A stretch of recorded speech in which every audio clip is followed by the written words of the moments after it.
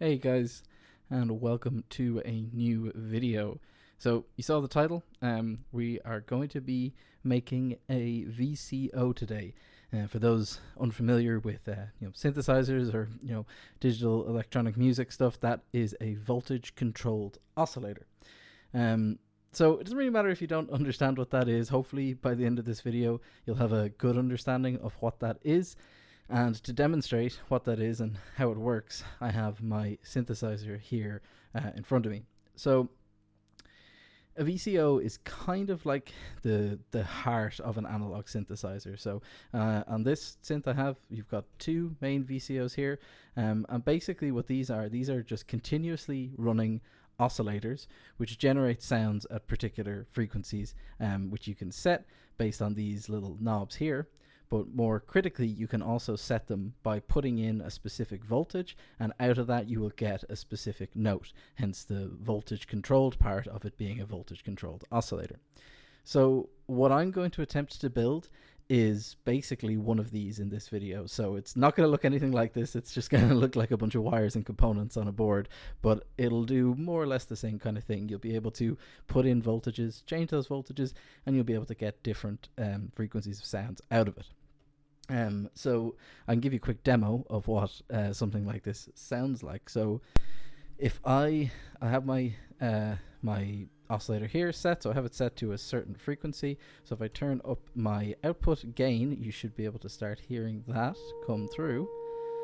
And there we go. So it's not a particularly pleasant noise, but if I twist the knob, you can see that that tone changes.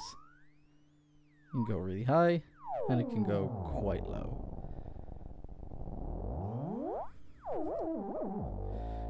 So in terms of how these work, typically these oscillators they kind of work in what would be sort of the audio frequency range. So for audio stuff, if you don't know, the human ear can only hear sounds that are between, I think it's 20 hertz, which is so basically 20 oscillations a second, and 20 kilohertz. So realistically it's probably more like 16 kilohertz, and as we age that number actually comes down, so you'll hear that stuff where like young people can hear higher pitch sounds.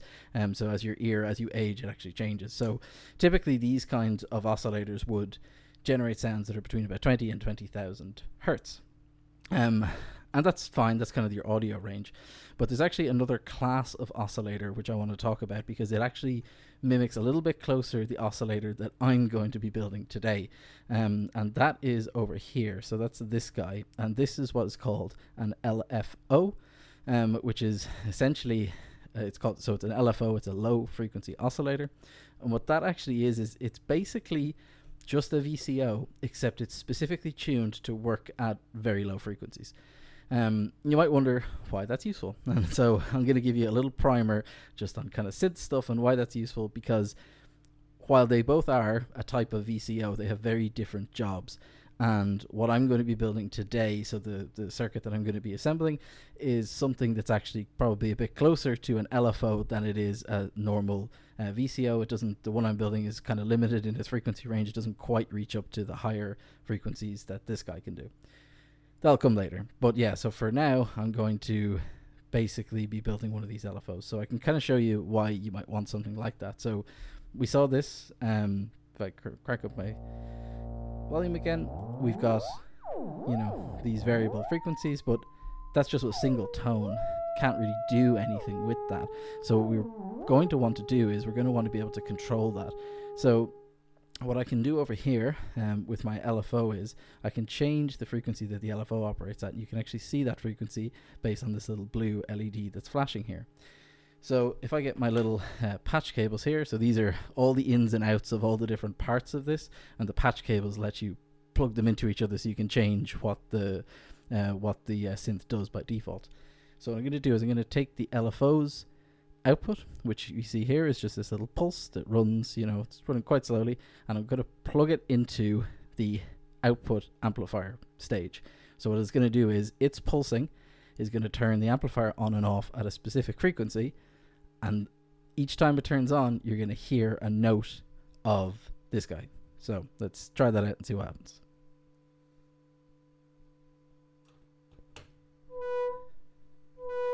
So there we go. You can hear this is off all the way, but because I have it wired up with the patch cable now, this LFO is basically creating a control voltage for this amplifier, which is turning it on at a period.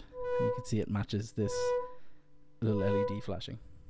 So if I turn up the frequency of the bass sound, you see we get high pitch, turn it down, and we get a low pitch note. So this is kind of the equivalent of setting, playing a different note on a piano. So this is like, it's not, but imagine this was like the A key on the piano. So I'm just hitting A. So I'm hearing the key A, but I'm hearing it at the frequency of whatever this rate is set to. So I can turn this up, and now it's like I'm hitting that A key on the piano way faster.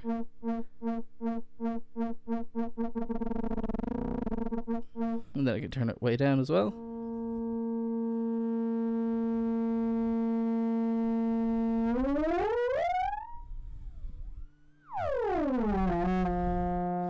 And you can make all cool noises like that. So that's effectively what we are going to be doing today. So we're going to be taking one of these guys.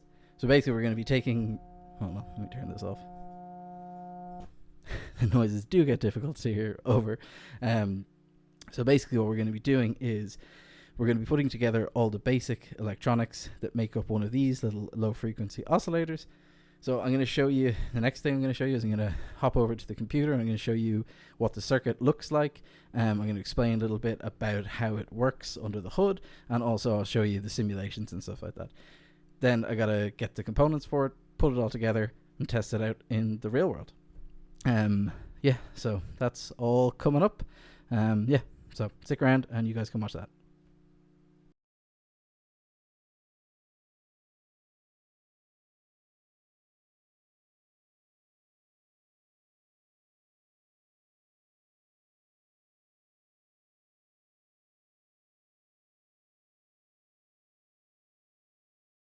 All right, so I have a bit of a Frankenstein setup here, just to illustrate, visually what we're seeing.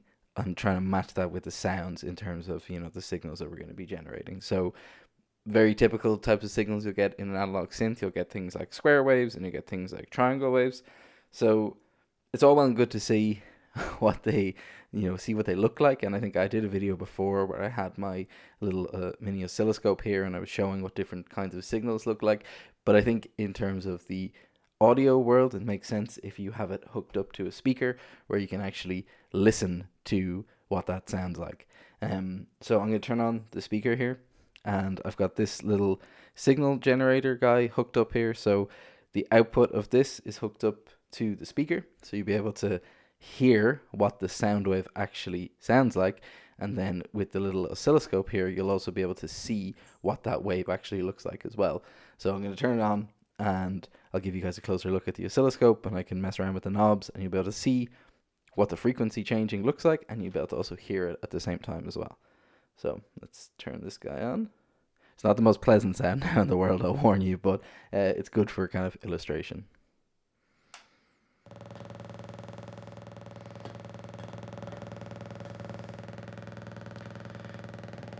So then if I turn up the frequency,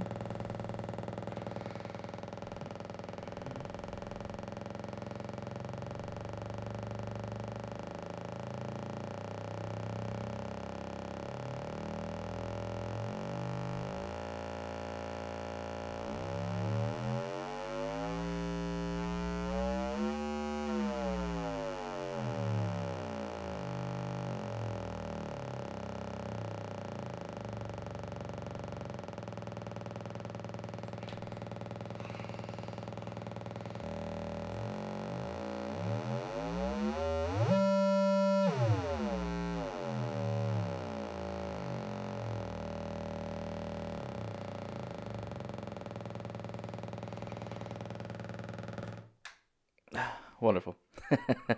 Sorry, I did say that the sound is going to be extremely irritating, but yeah, that was just a quick little demo of what the waves that we're going to be generating look like. So, oh, Thanks, Kat.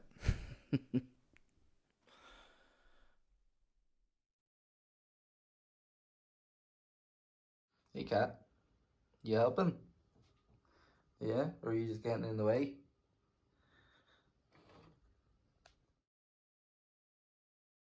Okay, so this is our op amp circuit, which is basically our VCO. So I will throw a link in the description to where I found the original circuit for this. I found it on a website where this guy has loads of different circuits for all sorts of different things, and this is one of, I think, 6 different voltage controlled oscillator circuits that he has in this one article. Really, really good article. I really recommend reading it to try and build up some understanding of this stuff and see the different ways of doing it. I picked this one because it was one that I kind of understood pretty quickly from looking at the diagram, and also it's a pretty traditional kind of oscillator circuit that uses op amps and stuff, which is like a very classical kind of analog technique for doing this sort of stuff. So with that said, let's have a look at this circuit. I'm going to explain a little bit about how it works. I'm not going to go into any of the maths or anything like that. I'm just going to try and give an overview, sort of hand wavy, about how it works so you can get a bit of intuition behind it. So with this circuit, we're actually get 2 things out of it. So you see this with a lot of these kinds of circuits, is that like you can use, if you can generate, say, one waveform, you can often use that to generate another waveform, and you'll find that a lot of these oscillator circuits actually will end up generating multiple waveforms, as this one does. So with this one, we get a triangular waveform and we get a square wave out of it. So you see here, there's 2 points where I have probes on the circuit, and these 2 outputs here give us those 2 different ones. So this output here gives us the triangle wave, and this one here gives us the square wave. So we see we've got 2 op amps here, and these kind of form the basics of the mostly of how the oscillator works. So there's 2 kind of chunks. This part here, this whole bit here, which is what generates the square wave. This is an op amp circuit that's called a comparator. You don't need to worry too much about what that means, but effectively the output here is going to be essentially related to what the difference between these 2 inputs is, and that is what is generating our square wave. We've also got this op amp circuit over here. So this one's a little bit more complicated in exactly how it works, which I won't get into the details of, but this circuit is called an integrator, which is that it performs the mathematical operation of integration. So effectively, it'll integrate the input signal, and the output will be the integral of that input signal. So in this case, say if you have just a flat DC voltage coming in as your input, as you integrate it, you'll get sort of a ramp that's just continually increasing, or decreasing depending on. Anyway, let's not get too much into that. So the third part of the circuit then is this little transistor down here, which effectively is acting as a switch. I'll get into exactly how that works a little bit later on. So you see, it's relatively simple. We've got 2 op amps, we've got a layout of about 10 different resistors, and we've got 1 capacitor, and that's pretty much it on 1 transistor. And with this, we can generate an oscillation that we can control with the voltage. So I should say how we do that, or where that input is. So I've got my 2 power supplies over here, one VS, so this is just the supply voltage, and it's hooked up to a few places, so it gets hooked up to power the op amps, and that's about all. Or does it do anything? Oh yeah, and it also supplies the voltage for one of the inputs to the comparator here. You can kind of ignore that a little bit. And then our VC voltage here, I should actually just put a name here so it's clear to see, is there. So this here is basically the input. So this is where if you were to connect up a potentiometer, which would be able to change your frequency, you connect it up here. At the moment, I just have it set to 5 volts. But if we change this voltage, we'll basically get different frequencies out of the whole circuit. So with that in mind, if I hit the simulate button, we can generate some waveforms, and then what I'll do is I'll use those waveforms, and I'll talk about the circuit a little bit more to try and give a little bit more intuition about how it works. So we hit simulate. Okay, so there is our output waveform to have a look at. So these are our two outputs here. You can see them highlighted. We've got the green and the yellow. So the yellow is obviously our triangular wave, and the green is our square wave. So, all right, let's dig in a little bit now into how this works. It's a little bit funky. I'm going to do my best, so bear with me, and I'll see if I can explain this in kind of a pretty simple, straightforward way. So we'll start with the square wave, which seems unintuitive to start with the kind of final output bit, but you'll see why in a second. So the square wave is the output of this comparator. So all this is doing is basically looking at the two inputs and deciding whether it should be on or off effectively, depending on what the value of those inputs are. So in this case, we'll start with the case where it's on. So there's some value here that has caused the comparator to turn on to generate the on portion of the square wave. So we have a high voltage coming down here basically, and if we trace that through, what we'll see is that effectively turns on the base of this transistor. So this transistor is turned on now. So with this transistor conducting, this capacitor up here is now effectively tied to ground. So if we were to assume that this capacitor was fully charged at the point when this turned on, this capacitor is now discharging through this resistor to ground. So with that happening, now, again, I'm kind of hand waving over exactly why this is going to be the case, but to do with how the comparator works, if this capacitor starts discharging, the voltage here actually starts to increase, and it increases linearly here, basically to do with the integral of the input signal, which is just a flat constant DC voltage. So this voltage starts to increase, which is basically this ramp. You'll notice it does that for the entire period that this guy is turned on until it gets to a certain point.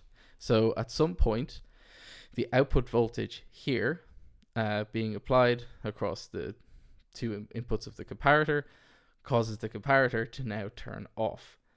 So the comparator turns off here. This becomes 0 volts, or as close to very low voltage, which comes down here. It turns off this transistor, which then means that this capacitor is no longer effectively shorted, or not shorted, is no longer connected to ground, and the capacitor starts charging up. Now, as the capacitor starts charging up, the output voltage here starts to drop. And it starts to drop in basically the exact same way as it started to rise. Excuse me.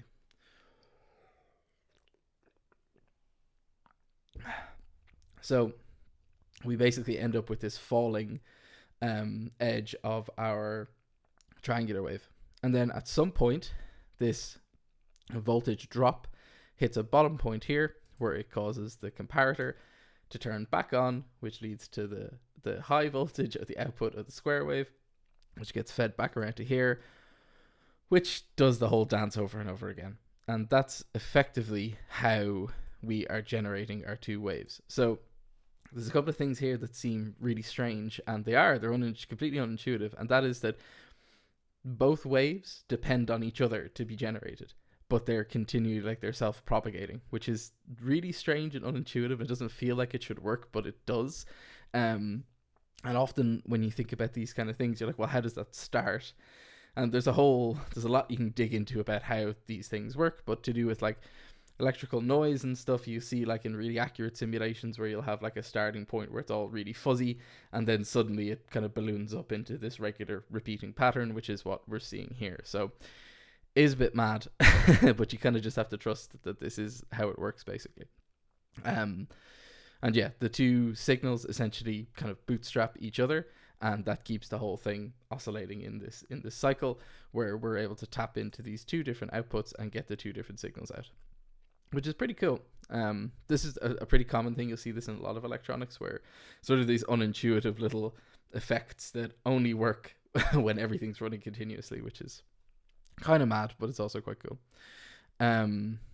So yeah, that's kind of the broad intuition about how this whole thing works. The main kind of so the resistor values and stuff, you can pick these, you can tune these kind of whatever way you want. There's a few of them that by changing the balance values between them, you're able to change the duty ratio and that of the different pulses. So at the moment you'll see there's a lot of kind of what's the word for it, symmetry in a lot of these values. So like we've got, you know, there's 100k, 10k, and 47k. You see like two 47ks here. So some of these values, if you change them, they'll change just the duty ratio of the signal. They won't actually change the frequency or anything, but you can play around with that. In this case, the main ones that change the frequency are these two, or 1, excuse me, and or 4. Excuse me.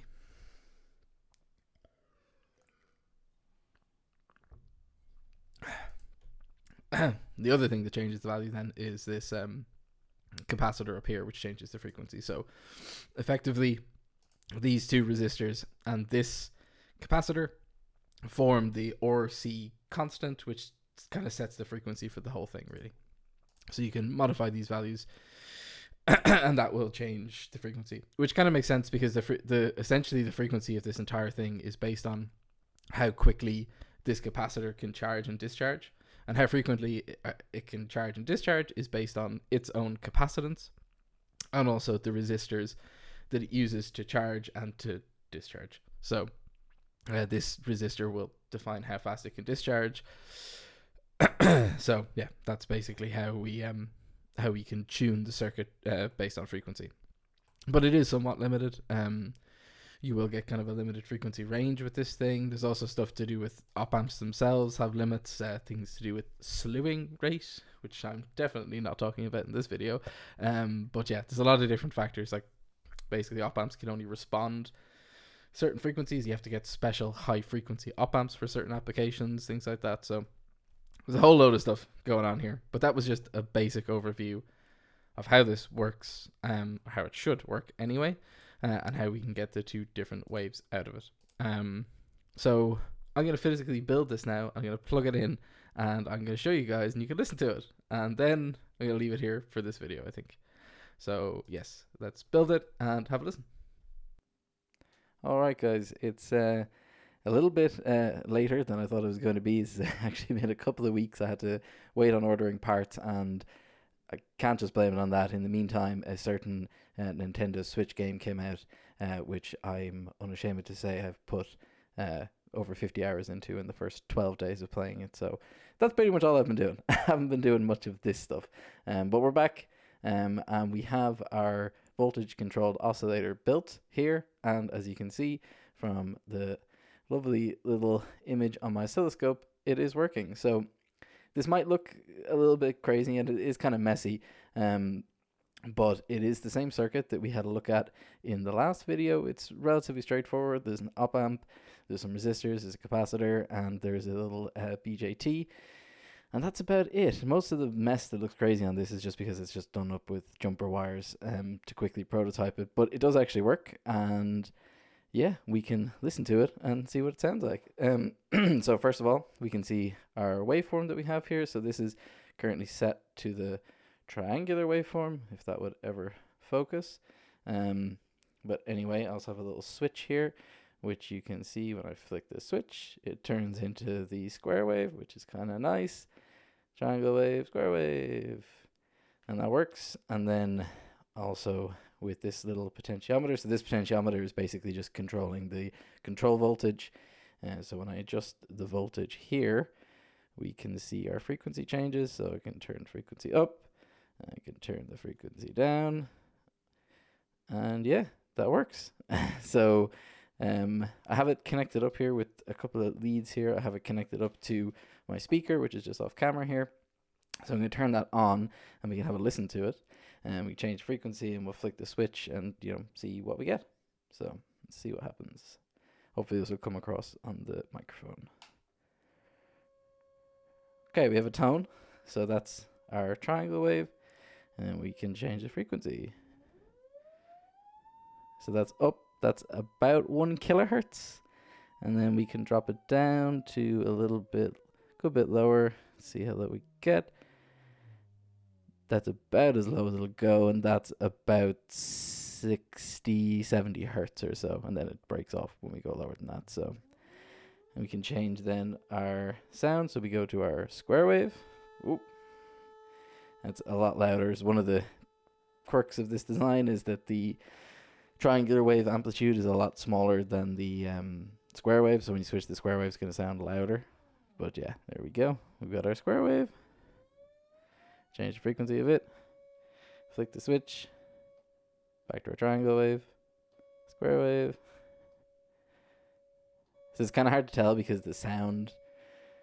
I'll turn that off. It's kind of hard to tell because the sound is also... The volume is changing when I do that, but there is a tone, like a sound difference, how the sound sounds between the triangular wave and the square wave.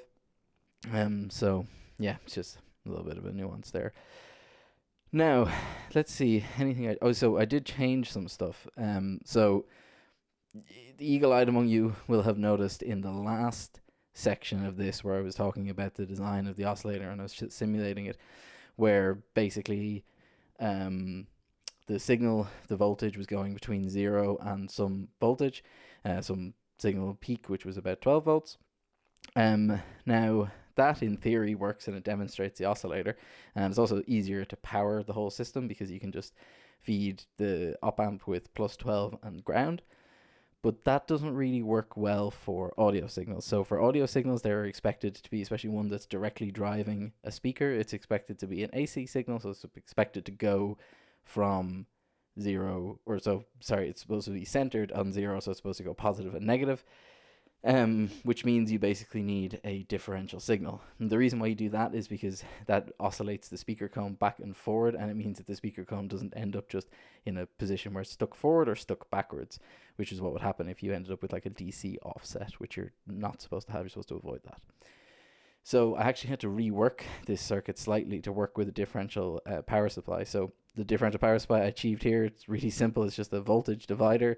So I've got 12 volts high, ground low, and then I have a voltage divider which is splitting that in half, and then I actually kind of, set the 6 volt here as 0, so then effectively I have plus 6 and minus 6, so it gives me a differential voltage to power everything, and that gives me the differential signal, which means I can set my output signal to 0. Another problem I did have with this as well when I was connecting it up to the speaker was that this type of circuit you generally wouldn't connect directly to some output speaker. It would usually go into other things like an envelope generator or some other filtering and things like that. And usually you would want the output signal to be maybe, say, plus or minus, 10 volts or something like that, and then by the time it gets to the output stage, you then would scale that signal to what's called line level. So line level for consumer audio stuff is just about 1 volt peak to peak signal, which I don't know if you'll be able to see here properly if it would focus. Not focusing, but yeah, so maybe you can see that there, but you can see that the peak to peak here is much lower than, say, 12 volts. So what I did have to do was I had to add some attenuation logic onto this, or it's just another voltage divider to attenuate the signal down so that it works basically at what is line level, so that the speaker wouldn't blow up. So I had previously connected it was about 7 volts peak to peak out to the speaker, and the speaker did not like that at all, because this is effectively just consumer audio stuff. My old computer speakers, it's just consumer audio stuff, which doesn't necessarily want to operate at those high voltages. Even that 6 volts peak to peak would be considered high voltage for professional grade audio. So yeah, I wanted to scale that down. Side note, audio equipment is made very robustly, so it didn't break anything, and you're unlikely to break anything by overvolting it within reason. But yeah, just something to be aware of, that there is this thing called line level, and you should obey it when you're working with this stuff. So yeah, that's about it for this. For now anyway. So I'm happy with this prototype. I think it works well, and it does kind of what I wanted it to do. So what I think I might do next is I might take all this and just put it on a little prototype circuit board, just for fun. I don't really have anything specifically to use it for. Maybe it'll be part of some, if I do more modular synthy bits, maybe I can use it as another part of something, but I think I'm going to make it and then just have it as a fun kind of noise making toy that I can mess with. So yeah, I'm going to just put it onto, solder it up onto a little board, and yeah, I might see if I can connect it up to my actual synth and make some music with it. But yeah, that'll be for the future, maybe a future video. So yeah, this is a little bit different stuff than I've done before. Let me know if you like this and if you want to see more of this kind of analog audio stuff, because I'm kind of enjoying messing with it, learning a lot doing it. So I'd like to do more of it. And if you guys want to see it, let me know. So yeah, I'm going to leave this video here. And thanks for watching. Yeah, that's it. See you later, guys. See you in the next one.